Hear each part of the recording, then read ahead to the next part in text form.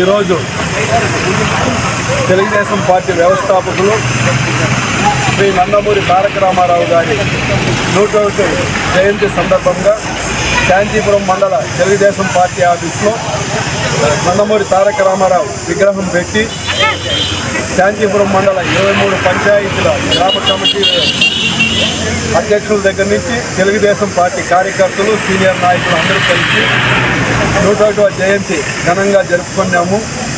ఆయన తెలుగుదేశం పార్టీ తరఫున ఈ ప్రపంచంలో ఉండే తెలుగు ప్రజల అందరికీ నేర్పించినది ఏమంటే తెలుగు వారందరూ ఐక్యంగా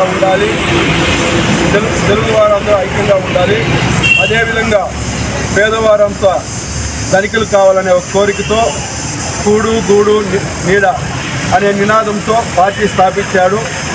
ఆయన నిమ్మకూరులో జన్మించినప్పటి నుంచి కష్టంతో ఒక రైతు కుటుంబంలో పుట్టి కష్టంతో ఎదిగి చలనచిత్ర రంగంలో నట సార్వభౌముడుగా చలాయించి ఆ తర్వాత తెలుగుదేశం పార్టీ స్థాపించిన తర్వాత 9 నెలల్లో తెలుగుదేశం పార్టీని అధికారంలోకి తెప్పించాడు. ముఖ్యంగా ఆయన కొడుకులు బాలకృష్ణ రామకృష్ణకి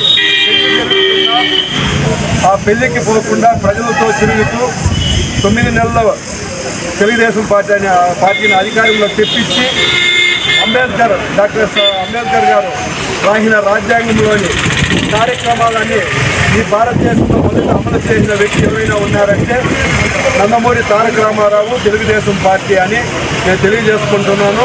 అదేవిధంగా ఈరోజు నారా చంద్రబాబు నాయుడు కూడా తెలుగుదేశం పార్టీ నందమూరి తారక రామారావు ఏ ఉద్దేశంతో స్థాపించాడో అదే దీనిపైన తెలుగు ప్రజల్లో ముందుకు దూసుకువెళ్తున్నాడని నేను గట్టిగా తెలియజేస్తున్నాను. మే 4వ తేదీ మంచి మెజార్టీతో చంద్రబాబు నాయుడు 4వసారి ముఖ్యమంత్రిగా ప్రమాణ స్వీకారం చేస్తున్నారు కాబట్టి ఆయనకి ముందుగా ఆంధ్రప్రదేశ్ 4వసారి ముఖ్యమంత్రి అవుతున్న నారా చంద్రబాబు నాయుడు గారికి శాంతిపురం మండల తెలుగుదేశం పార్టీ తరఫున శుభాకాంక్షలు తెలియజేస్తున్నారు.